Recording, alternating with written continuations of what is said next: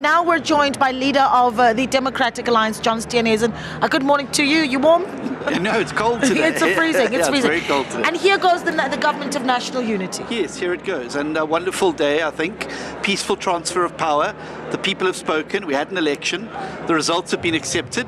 No tanks on the streets. Nobody clinging to power, despite the fact that they've lost a majority. And I think a very mature way forward from the political parties. The voters said, we're not giving any of you a majority. You must work together.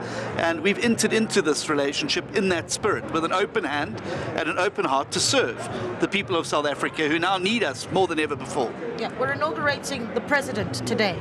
Am I speaking to a possible deputy president? Well, I think it's far too premature to speak about those things. I mean, once the president's been inaugurated today, we'll start the discussions around the composition of the cabinet and what that would look like. For us, it's not really about positions. It's about being able to be in areas where we can serve and deliver on our manifesto. We set out a 7-point manifesto to the people of South Africa about how we would rescue South Africa. The key things that had to be done over the next 5 years to get South Africa off this high unemployment, low growth, high debt trajectory and onto one of hope, prosperity and opportunity and inclusiveness for more South Africans. And I think that's what the areas we'd like to focus on.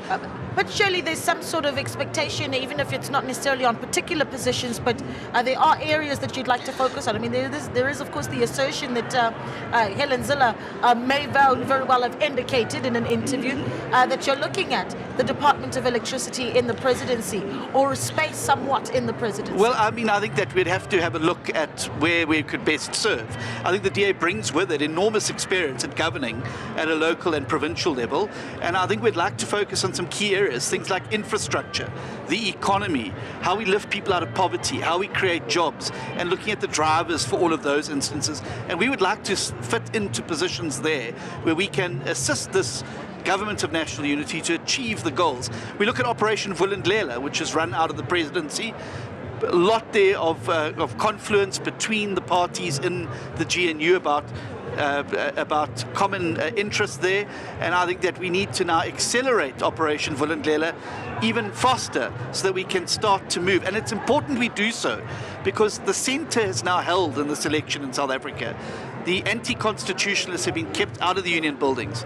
We now must deliver to the people so that they have confidence and trust in us to hold the centre with us in elections to come. Okay, the president, of course, as he readies himself to take this oath of office, I spoke to Reverend Kenneth Mishwe earlier of the SCGP, and one of the things that he's talked about is that the president on the other side of this inauguration knows that Phala Phala might very well be gnawing at his feet. What is the Democratic Alliance's position on that? Well, we believe that the law must follow its course. If there's anybody involved in criminal activities or suspicious activities, they must be investigated by the relevant authorities, and there must be consequences for that. And it doesn't matter if it's me or somebody in the ANC or somebody in the IFP or any of the parties that are signatories to the GNU. Just because we're now in a GNU doesn't mean accountability comes to an end. And that's one of the reasons why we were specific. We wanted to take a role in the legislature to ensure accountability, but also the executive, so that we can also get down to the brass tacks of delivery. So there will be processes. There's a court process that's underway in the Phala Phala matter. That must reach its logical conclusion and its end point, and then we'll be in a better position as Parliament, I think, to decide how to go forward. We've already had a parliamentary inquiry. That report was voted on, it was voted down. We'll have to wait and see what the outcome of the court challenge says about that process. And if Parliament has to do what it needs to do, it must do what it needs to do. Was Phala Phala discussed in negotiations with the ANC? No, not at all. I mean, we started from a position of what are the values and principles that are bringing us together, entrenching and protecting the Constitution. And if anyone watched that interview on Sunday night, they can see why it was so important that the Constitutionalists stood together against those who would seek to throw out or trash the Constitution, dilute the rule of law, remove private property ownership in the country. It's absolutely essential that the centre holds now. And the voters have spoken, and that's the point I made a bit earlier to you. I'm sure that the ANC would like to have emerged from this election with their own majority. We would have liked an MPC majority, but that's not what the voters chose. They chose the cards that they've dealt us, and we must now play those as best as we can for the country. I think we have put our party T-shirts away for now. South African flag on the front, party logo on the back. it's time to rescue our country. All right, let me ask you this then, just as a final Sure. bite. The president takes that podium today.